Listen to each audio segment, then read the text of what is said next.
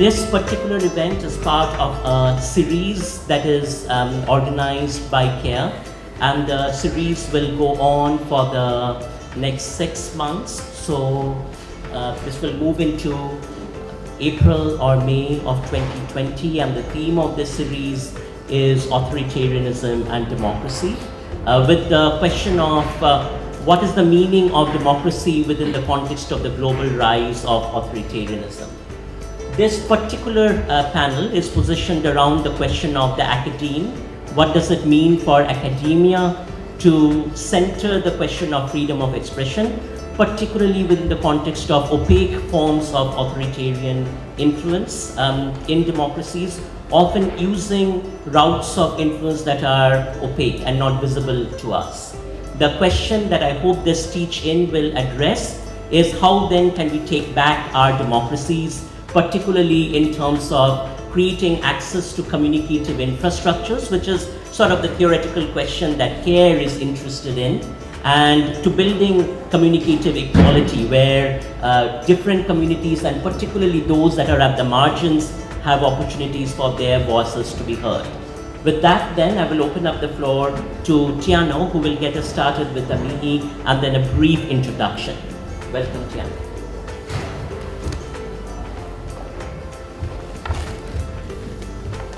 Kia ora tēnā tātou katoa. Tuake tēnā ki te mihi ati ki a rātou mā, rātou no kuhinga ki tuatarai. Nō reira te mana whenua o tēnei ona wāhi rangitāni, mihi ana. Tēnei whetu ki te rangi, ko rangitāni ki te whenua. Nō reira me mihi ati ki a rātou ka tuka. Kawa e rere ana ki te mana o tū, nā pai maunga e rua, nā rua hine e taino ki ngā tararua. Haere tōna atu nā mihi ki tērā marae o tātou, te marae o hine, haia. Kia kapo tātou tēnei me te rangi Māori, tēnei me te rongo, kia hahau te rongo tō tātou nei hapori. Kia ora everyone, my name is Tiano Tungano. First of all, I wanted to acknowledge the mana whenua of this place, Rangitani, our river, the Manawatu, our mountain ridges, the Tararuas and the Ruahine, and also for me, locating ourselves here within Palmerston North City Council, acknowledging Te Marae o Hine, which is named for peace. Something that I think that our collective communities here in Palmerston North are always striving to do, and to uplift amongst all the different corners of the city of ours. When I'm not doing other things, I'm also an activist. It's probably the main reason why I'm here as well. This question has, I think, been kind of circulating quite a bit for me. In terms of the way that it connects with the academy, with the university. I'm not an academic. I left law school in 1996, and that was me, I was out. But one of the things that I have noticed that when I go and visit the academy is the change which neoliberalism has wrought throughout political spaces within the university. So for example, when we used to organise stuff, protests against the student fees, the student loans, I remember going to the height of it, march with 10,000 students down Queen Street. When I talk to students, university students now about that, the numbers that we were able to mobilise and pull together for different events, different political events, they're astounding because that just doesn't happen the way that it used to. And so for me, it's with the privatisation of the academia and the way that we have shifted, or they have shifted, you have shifted to business models, it has really started to cut out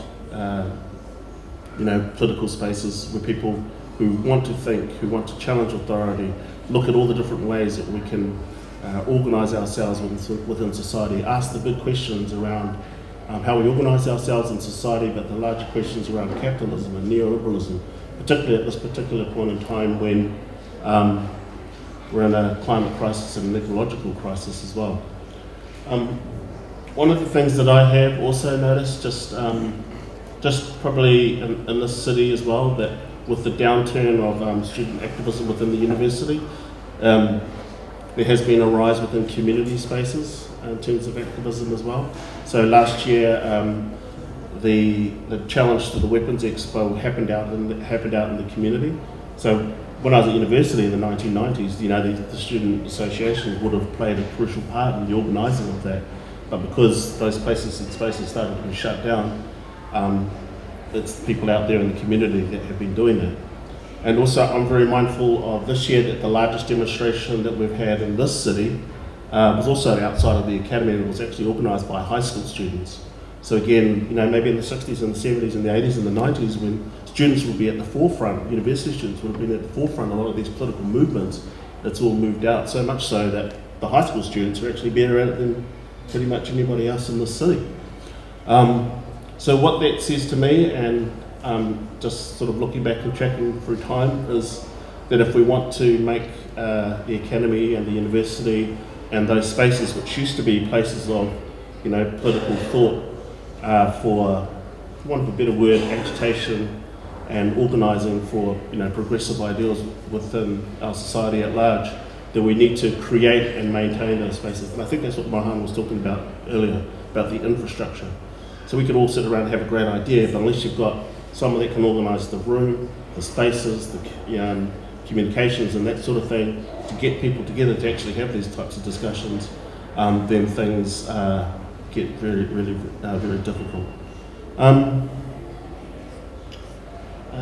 So on that, I am also kind of aware and also inspired by things that are happening outside Aotearoa New Zealand as well. I was just talking about what's happening over in Chile at the moment, because of, it's one of the birthplaces of neoliberalism, and the fact that folks are up there and uprising and challenging the government.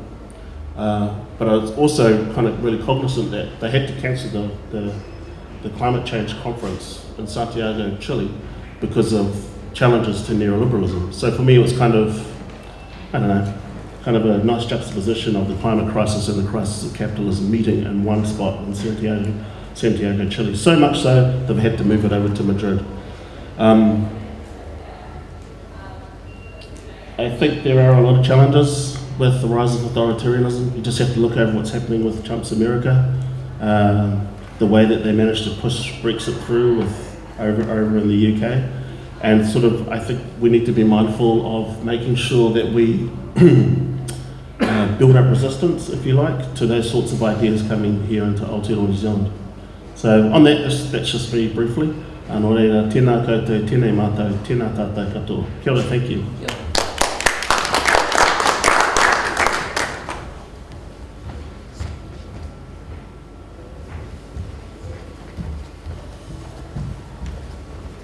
Thank you, Tiano, for getting us started. May I now request the rest of the panel to come on stage. Also, this is set up as a teach-in, so that means that we welcome the space to any of you that wants to come up after this and speak a few words, as well as we hope that the next part of the conversation will be an open-ended dialogue. So we have with us 3 speakers today, and I welcome them to get us started with the conversation.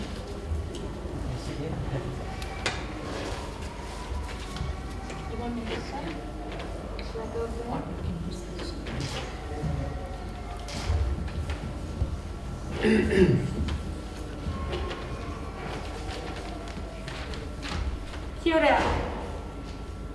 And thank you, e hoa ma, for leading the way today. Tēnā koutou katoa, e ngā mana, e ngā reo, e rau rangatira mā. Tēnā koutou, tēnā tātou katoa. Ka tangi te titi, ka tangi te kaka, ka tangi koki ahau.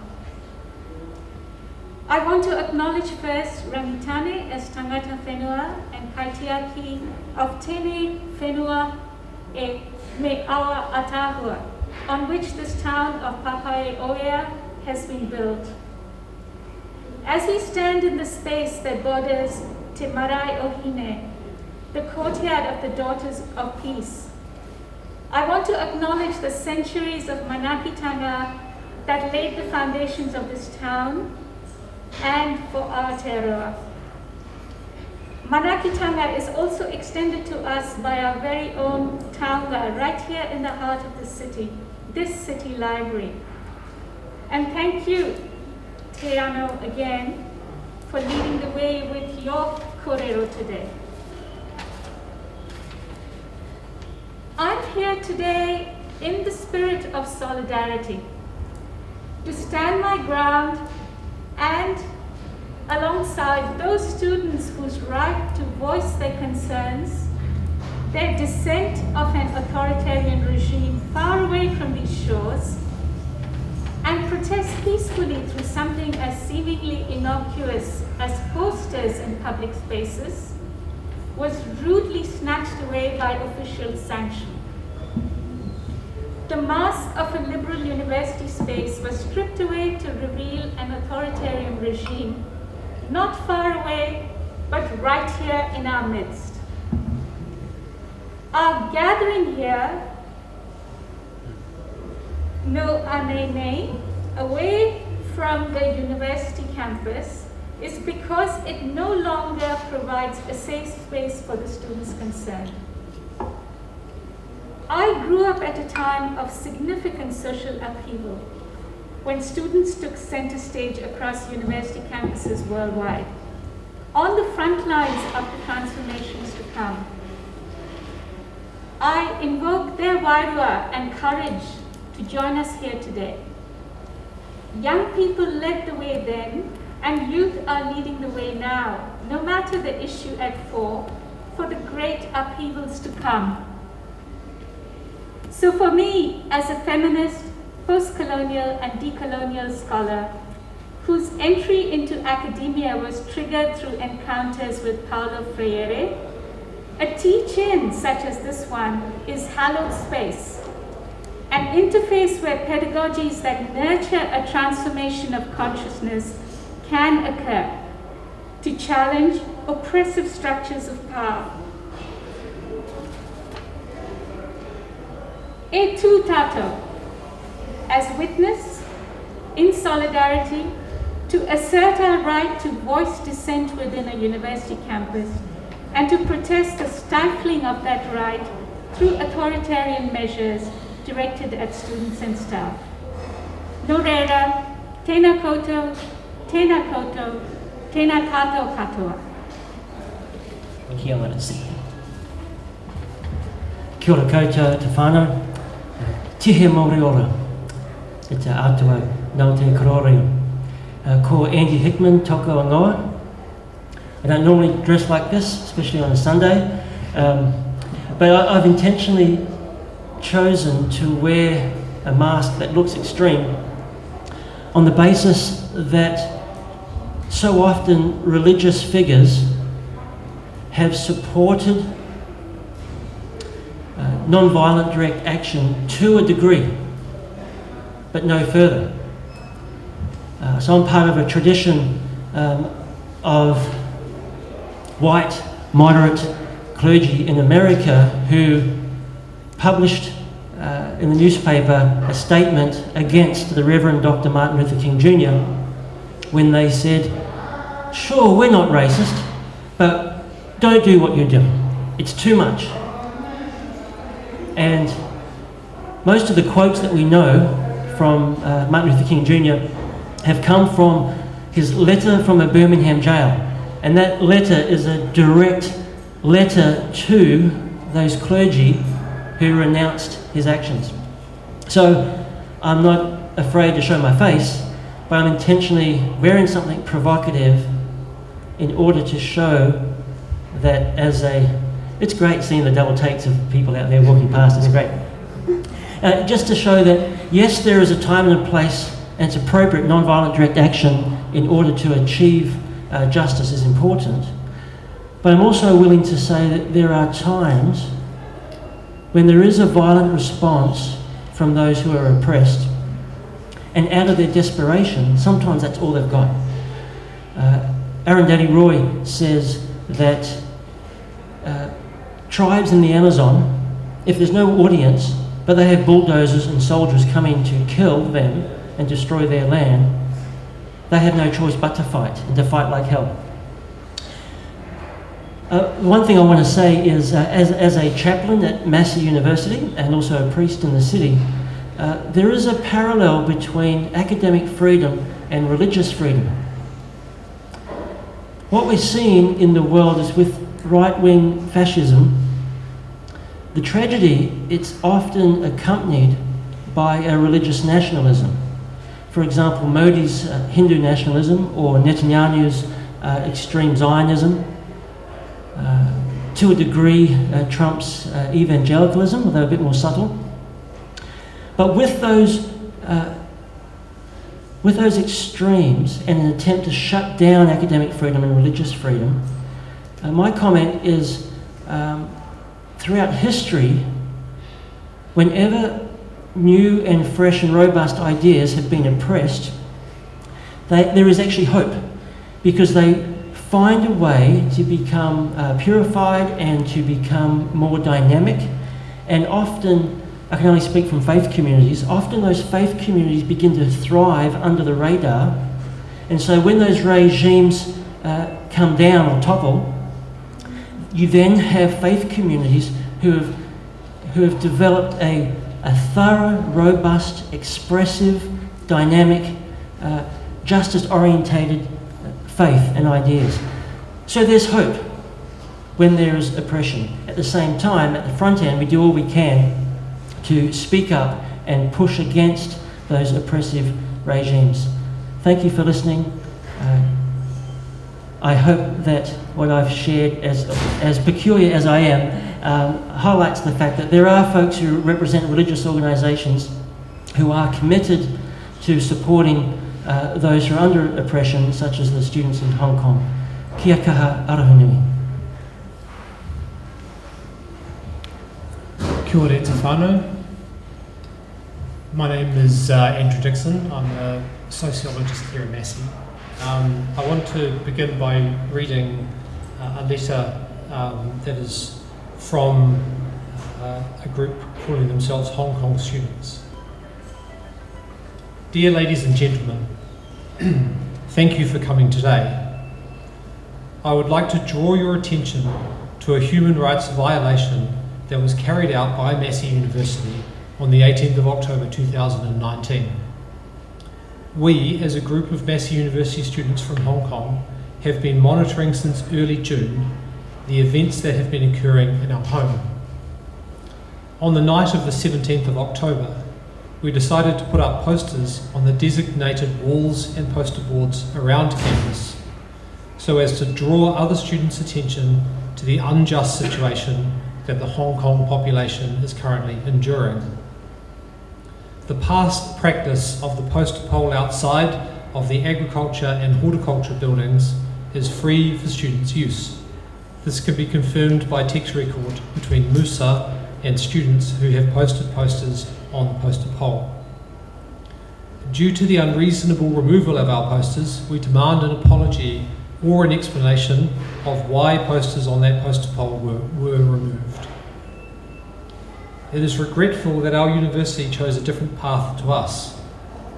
Instead of supporting our right to freedom and expression, Massey decided to suppress it, ordering security guards to remove all posters relating to the protests as soon as possible. This act did not only take away our liberty to express our support and solidarity to our fellow protesters, it also took away the right of other students to receive vital information regarding the protests, information that is not in the New Zealand mainstream media, facts that aren't seen on Facebook or talked about within social circles. The New Zealand Bill of Rights Act of 1990 states that everyone has the freedom of expression, including the right to seek, receive and impart information and opinions of any kind in any form. In a country that values democracy like New Zealand, freedom of expression is the primary right that New Zealanders are entitled with, and also a core value that holds up this country. It was utterly disappointing to realise that our university, a place where learning and freedom of speech should be paramount, would carry out such censorship, abandoning universal values. It is a well-known fact that the water revolution has been greatly suppressed by pro-Beijing persons worldwide, including in Australia and New Zealand. We urge Massey University to hold their ground and stay as a university that upholds its universal values in respect to free speech, despite all of the potential pressure from the Chinese government. Upon contacting Moose's president, Michael Salmon, and a representative from the university, James Gardner, we have been informed that the Vice-Chancellor, Jan Thomas, has apologised to Musa for taking down posters in areas that are not controlled by the university. However, there was no apology made to us, Hong Kong students, whose right to practice free speech was being brutally taken away by the university as the posters were being ripped from the walls. If Massey has received complaints regarding our posters, then what we ask is for the reason why the complaint was lodged, as there was no transparency in making such a decision. We believe the regulations of putting up materials around university need to be reviewed and to be well recognised by students from different parties. We also demand that in the future, Massey University openly communicate with their students and support their freedom of expression, which is in contrast to the suppression and censorship that they are currently carrying out. God bless Hong Kong. Fight for freedom. Stand with Hong Kong. 5 demands, not one less, from a group of Hong Kong students.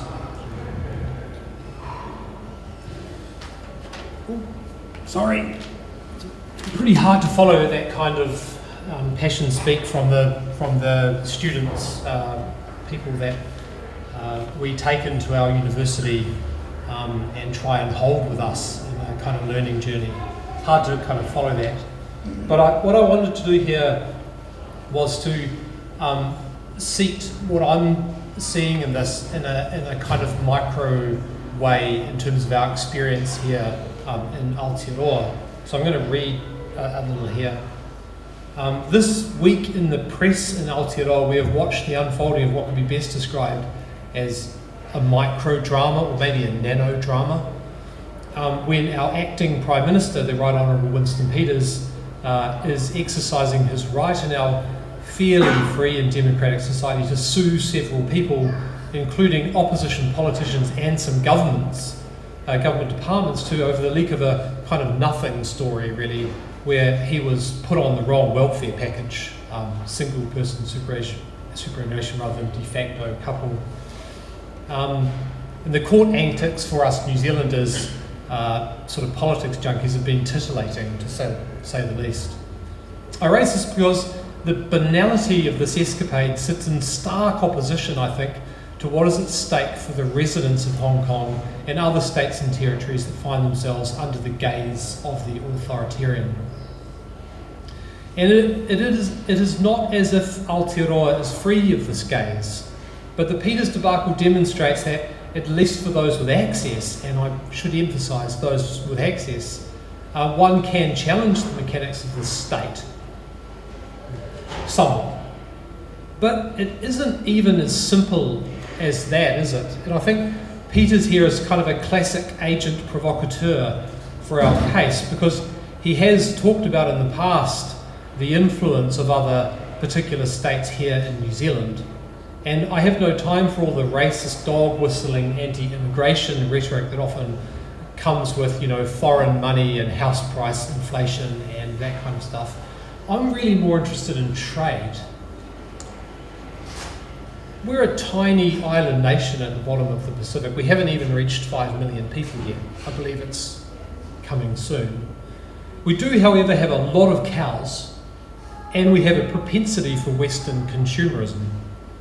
And this requires 2 things in terms of trade. 1, a market for milk products, and 2, a supplier of affordable consumer products, which kind of places China particularly as our largest trading partner. It overtook Australia in 2017 and now accounts about 22.5% of our trade interests and growing.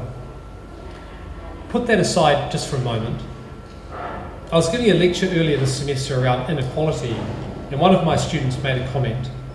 But if we analyse this on purely economic grounds, and I stopped him to point to a common problem that I commonly point out to students, that economics are not pure. There is nothing pure about economics. When you give ground to the influence of capital, you pay a price. I think Chloe Swarbrick said this really well when she described the economy as a wholly owned subsidiary of the environment. This sort of speaks a bit to Tiano's linkage between global capitalism and our environmental catastrophe. The question that we need to ask is, what is the price that we pay to view our trade interest in pure terms? Perhaps I think, like the fantasy of the pure environment that New Zealand has based much of its marketing on over the course of the last couple of decades, we are also here paying a price in the sense of silence.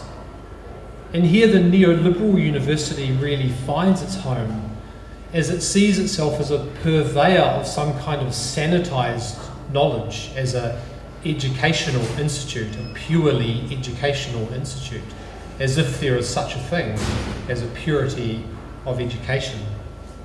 That's not the role of a university. The role of the university is beyond the role of an educational institute. We're doing something more. The question is, how much are we going to give ground to the pursuit of capital in all its various innocuous and benign-looking forms? I'm going to leave it here. Yeah. Thank you, all three of you, for sharing your perspective. I'm going to begin by taking a leap from Tiano and talk about the 1970s when the neoliberal reforms were introduced globally. And this started with an experiment in Chile, where a democratically elected socialist government of Salvador Allende was toppled through the use of perverse force and the planting of a coup sponsored by the purveyor of democracy, the United States. What is more interesting with the coup, though, is that what created the ground for the neoliberal transformation was the active collaboration of academia. Chicago economists that are termed as the Chicago Boys, were instrumental in seeding neoliberal reason in Chile, the reason of the free market, which drew upon three principles. A, that the free market would solve all kinds of problems to the extent that the problems could be incorporated into the logics of the market. B, that the individual could solve the challenges that he or she faced in his or her life, which meant that is the opening for attack on welfarism and the collective bargaining rights for unions. And three, that reducing barriers to trade through supports for various kinds of attacks, all the way from attacks on unions to attacks on welfare to reduction of subsidies, could actually promote development. Now, the fallacy of the free market, that actually free market does not lift us out of poverty and take us to a global future that is equitable, has been demonstrated empirically. But there is yet another fallacy of the free market, though, that we often do not talk about, which is the idea that the free market somehow is a reflection of liberty. Inherent in the notion of the free market is authoritarianism and authoritarian control. I think this is a critical point that I would like to harp upon as we talk about Chinese influence and Chinese authoritarianism, to say that techniques of authoritarianism are built into the very logics of the free market. So in that sense, Andrew, when we think about the economic logic and students thinking about in terms of the economic logic and the questions in terms of what are the ramifications of this in terms of the influence of authoritarian regimes, we have to keep in mind that the influence of authoritarianism is integral to the free market logic. In other words, to free marketeers, liberty and freedom are great to the extent that they support the accumulation of capital in unfettered ways. So the frontiers of global capital today are being consolidated through various forms of authoritarian power. So be it in the university or be it in the global resource grab that we are seeing that's happening in indigenous communities, in places like Chile, in places like Brazil and Bolivia, is taking place through the deployment of the police and the military, but also through the silencing of voices. Which brings back to this question then, is that if we have to ask the question about what does it mean for our democracies today that spaces for voices are being silenced, what then, amidst the global rise of authoritarianism, are the kinds of strategies we can create to take back these spaces? So in that sense, the kinds of techniques, and I speak from personal experience, having worked within the authoritarian context of Singapore, where many of these techniques of authoritarian control are being normalized. I don't see authoritarianism as a localized phenomenon. What you see happening in Hong Kong is also a technique in some ways that percolates into the US, that percolates into Israel, that percolates into Indian occupied Kashmir, that percolates into Aotearoa, New Zealand. Certainly you see this with respect to the ways in which various kinds of repressive techniques are used to silence the voices of students from Hong Kong who are protesting. The question then to ask is, what are the pathways that are available to authoritarian power in order to exert this influence on democratic spaces? Now, one of the first techniques that authoritarianism uses is to frame dissent and protest as abnormal, dissent and protest as threatening, dissent and protest as antithetical to democracy. This I talk about in my work as communicative inversion, meaning that the reality is turned so far on its head that it is the logic of propaganda that starts taking a hold. So in Singapore, for instance, in the recent parliamentary debates on protest and dissent and the teaching of protest and dissent at the university, you have mainstream politicians arguing that universities have no role teaching protest and dissent. Why? What is the logic given there? That somehow protest and dissent would actually bring about chaos, would disrupt the economy, and therefore are anti-national. So be this in Singapore or be this in India, any form of protest or dissent is seen as anti-national. Any form of protest and dissent at a university campus is seen as antithetical to the purposes of the university. So all of a sudden, dissenters are abnormalities, are the fringe that need to be controlled. Within that context, then, what I want to set up is what is the purpose of dissent in democracy? Dissent, even in very pragmatic terms, serves a really important role in democracy in terms of building critical infrastructures for voice and participation.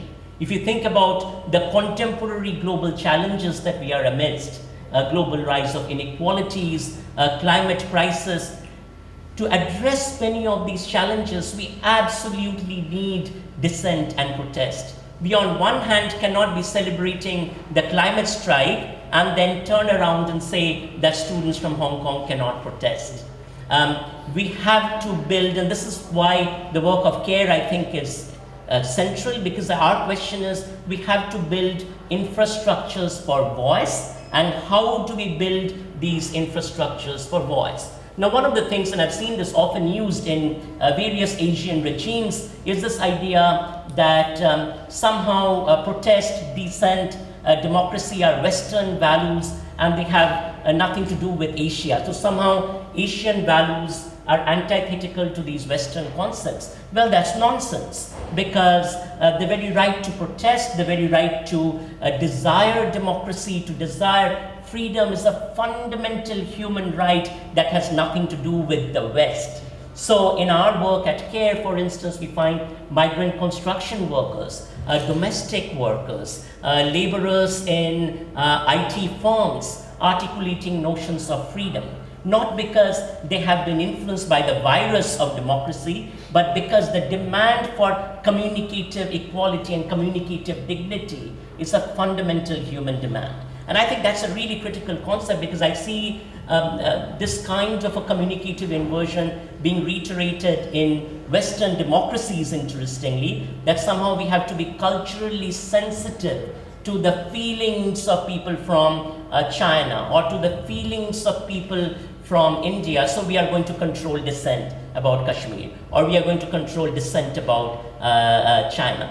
That actually, the notion of culture being deployed there is precisely being used to violate fundamental human rights, as our students from Hong Kong articulate so well, but also is not empirically borne out. This in itself is a form of communicative inversion. So I want to wrap up by talking about what potentially could we do in the midst of this rise of authoritarianism.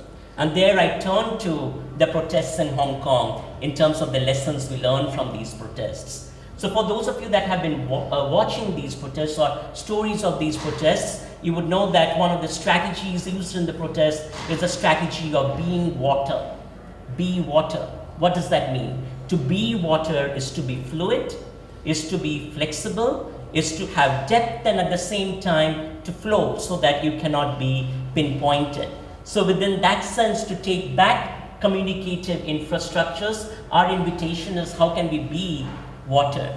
How can we open up spaces that are fluid in the face of authoritarianism, that continually think about how do we create spaces for voices of those are at the margins. And within that, then I come to my second point. What you see in Hong Kong is a lot of hope, a lot of optimism. So, you know, when I'm asked sometimes that, aren't you scared? Aren't you frightened when you address these issues? And I say that, no, I think, you know, first we have to acknowledge that we all have fear. I do feel fear when addressing issues that might bring on the forces of authoritarianism. But I think the question, if you were to turn it around, is about how do we mobilize this fear to build infrastructures so that voices of the others can be heard. And if that is the moral commitment that we have, that then brings us to this idea of solidarity. Because the way to counter fear is by connection and networking and linking and finding solidarity with each other. And that is the ultimate force against neoliberalism, that we are not individuals. We are not all cost calculating, benefit weighing human subjects. We are also all connected to each other and interlinked in these struggles. And finally, I will come back to the point about what can we do in democracies, and I think that a lot has to be said for our fight for transparency. You know, one of the things that I've found working within authoritarian contexts is the ways in which authoritarian power uses its force through opaque techniques. Yeah, so I might actually be told by, say, a head of a department that, hey Mohan, why are you hosting this event? But actually that question is coming from the ministry. But that some minister has picked up the phone and asked this question, there is no trace of, because the minister could simply pick up the phone and ask that question, which is coming to me as that form of repression. So I think there is a lot to be done in democracies in terms of asking for operationalizing and making transparent these processes of influence. So things such as, you know, if one of us is being called in to say, hey, why are you saying this and this? The question should be, where is this question coming from? Who is asking this question? Where is the documentation of where the question is coming from? Which then actually demands for our universities to be transparent in terms of these modes of influence and delineating those so that we can participate in those spaces. I want to wrap up by going to one of my favorite Asian poet Nobel laureates to articulate this idea that, you know, freedom is nothing Western. So I will go to Tagore, who is one of my favorite poets, Rabindranath Tagore, who recited where the mind is without fear, to say that, you know, one thing we can imagine by thinking through a possibility of a better world is an imaginary where we can conquer and fight the fears that we feel individually. So these are the four stanzas that I will recite. So he says, where the mind is without fear and the head is held high, where knowledge is free, where the world is not broken into fragments by narrow domestic walls, into that heaven of freedom, my Father, let my country awake. So this idea Tagore's idea of freedom is very Asian. So don't let Chinese or Singaporean Confucianism or their version of Confucianism tell you that that's what Asia is about. Freedom has long been articulated as the heart and infrastructure of Asian imaginaries.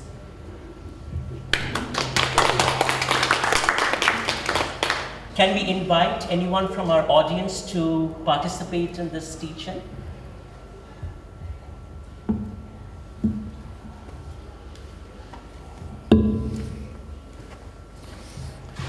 Thank you. Kia ora everyone, I'm Craig Pritchard from the School of Management at Massey University. I just want to pick up on a couple of points that Andrew raised about the influence of the Chinese on our economy.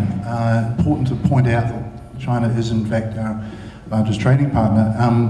And there's a particular pattern of capitalism with Chinese characters that has been included, and I think we can see the most recent example of that is the purchase of Westland Dairy Company.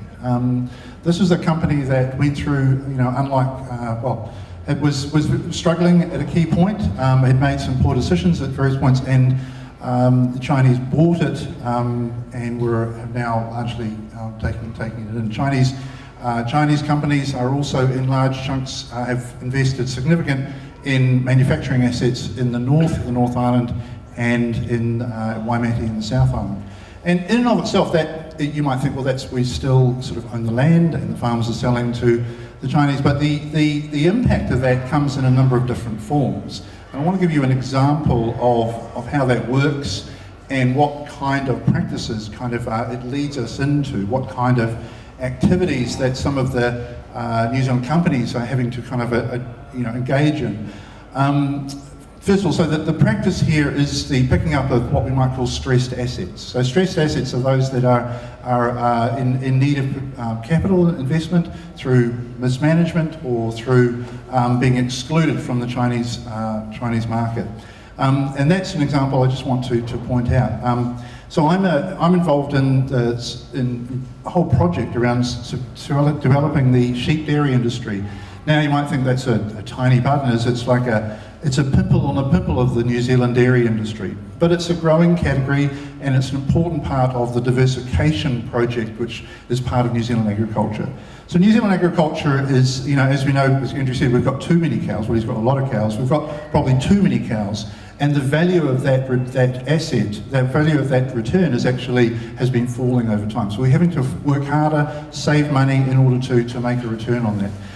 So we have a large number of cows, and of course China is interested right now in something called the Belt and Road. Now, the Belt and Road is a long-term strategy in order to line up food assets around the world and other assets so that they are part of broader the Chinese influence around the world. And New Zealand is very much key to that. It's important to see that, as you said, New Zealand China is now New Zealand's largest trading partner. Chinese companies, the Mengeles and the Lilies of this world, have invested significantly. Synlait is mostly owned by Chinese influence, that owns Westland now, and obviously they would like to own Fonterra as well. If Fonterra can make some series of more mistakes, then it may well be that's in their sights.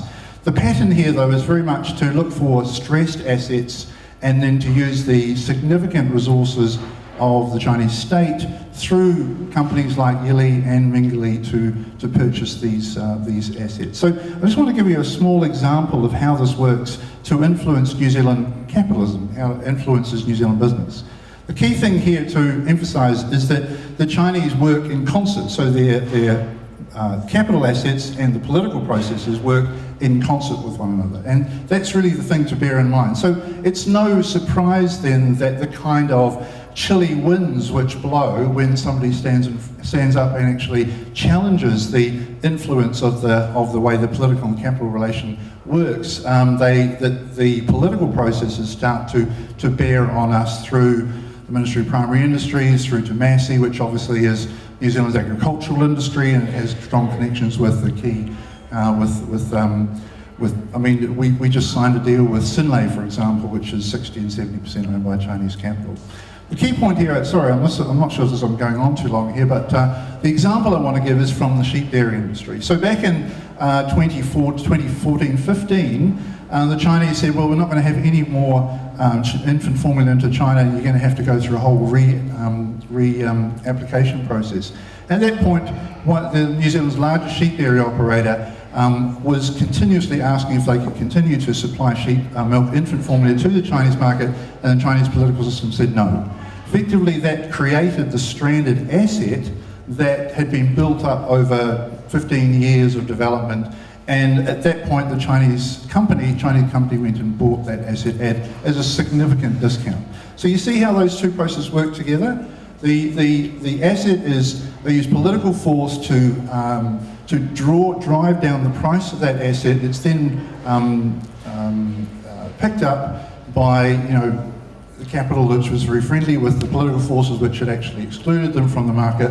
And then within 6 to 8 months, that infant formula, now owned by Chinese interests, was back into the Chinese economy. So you can see the pattern here, the way political influence and economic influence work together to produce these kind of outcomes. New Zealand's other major sheep dairy operators are both in the process of putting product into China.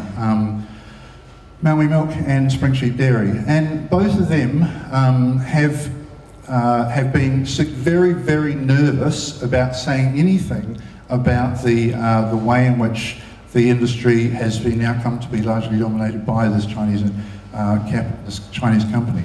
The key point I want to reiterate to you is that the Chinese company then went and bought an asset in Italy, Alimenta, and that then started importing sheep milk from Italy, which is obviously produced largely by peasant farmers in Sardinia. There's 3 million sheep in Sardinia. That is then imported to New Zealand, and it is put into cans in Invercargill and sold as New Zealand manufactured sheep milk into China.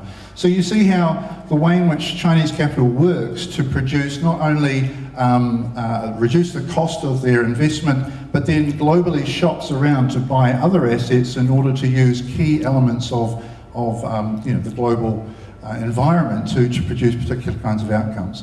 Why New Zealand why Italian sheep milk is then imported to New Zealand in order to be put into tins to send to China is really just to take advantage of our position in the Chinese market, and the value, the significant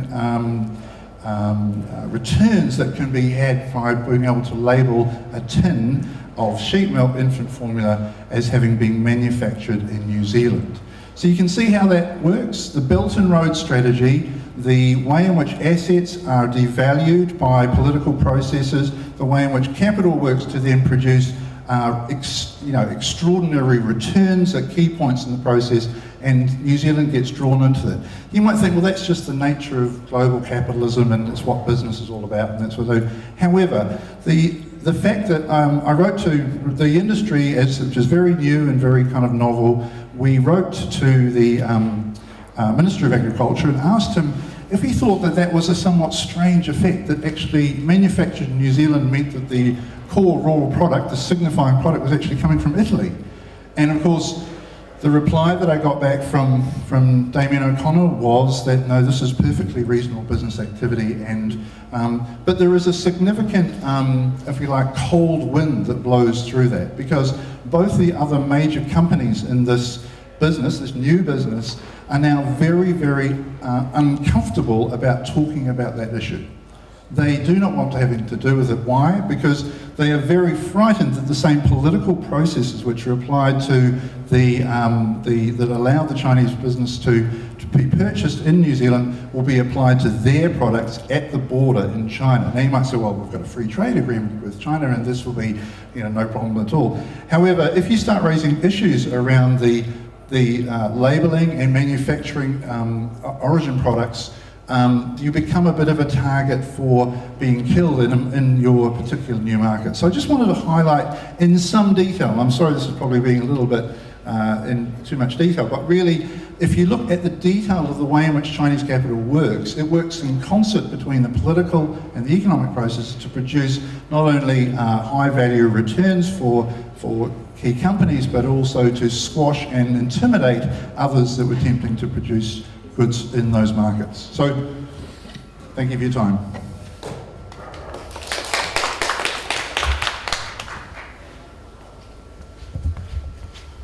I don't know why I have some notes, so I'm going to come up here.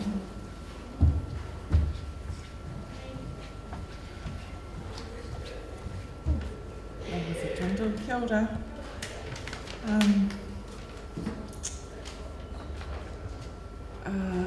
In support of what the panel and Professor Mohan has said, and that the pursuit of freedom is not exclusively Western, I have an example to share. Recently I was asked why a Māori woman would come out in support of Hong Kong protesters when that protest was in distant lands, and would they do the same for Māori struggles against oppression. And so I considered a karakia that Ruakiri Hond wrote recently, within the past decade probably, describing a process of change. That process of change happened in Māori creation stories for the pursuit of freedom against oppressive structures. And in this process of change, there were robust discussions, lots of interrogation. So for context, depending on which iwi you come from, there's 70 children in the embrace of their parents. It was stifling. There was no freedom in there. They had to break free for their pursuit of freedom. Okay, and in doing so, divisions were drawn in the sand. Orthodox notions of civility were challenged. Bodies were put on the line. And yes, there was fear, there was pain, even hurt, because no oppressive structure and those content with that lot, with the benefits derived from that, will acknowledge the immense privilege they have received as a result of the oppression of others, nor are they likely to freely relinquish and share that power. Universities are no different. Every day I am forced to speak in a language imposed upon me because Te Reo Māori is not normalised here in Aotearoa, except for perhaps a karakia offered at the beginning of a gathering. I've often thought about going about my day speaking Māori anyway, to everyone I come across. But the ideology of whiteness is so entrenched that that would be deemed uncivil. Why doesn't anyone else in the school speak Māori? To me, that's uncivil. I've watched online the Hong Kong protesters, and although yes, it's played out in a different land and different ethnicities, the messages are the same. Because it's about the fundamental pursuit of freedoms. The same freedoms that our ancestors for generations fought for in Māori creation stories amidst the onslaught of colonisation and the neoliberal divide. So to any Hong Kong protesters out there, your bravery and fortitude in the face of oppression is inspiring. I'm honoured to be here today, and thank you to Professor Mohan, the panel members, and Kia for your courage to engage in these discussions in solidarity with Hong Kong protesters. Ka whawhai tūne mātou. Kia ora.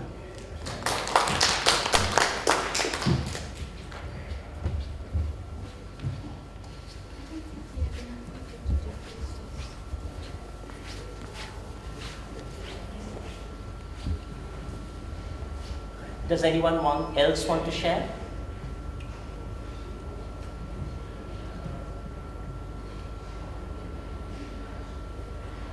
Okay, in that case, do you panelists have any concluding thoughts as we wrap up? Thank you. Feminists always first.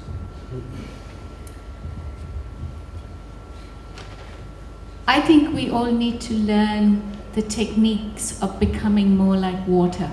What might that entail? In the different domains of life that we operate, where we encounter or become aware of the ways in which diffuse structures of power operate and make themselves visible. So be like water. Learn what that means.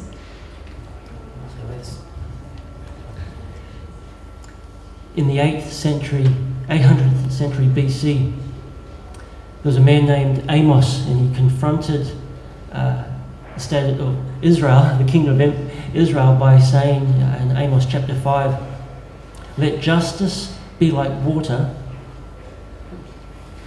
let faithfulness and rightness be like a flowing stream."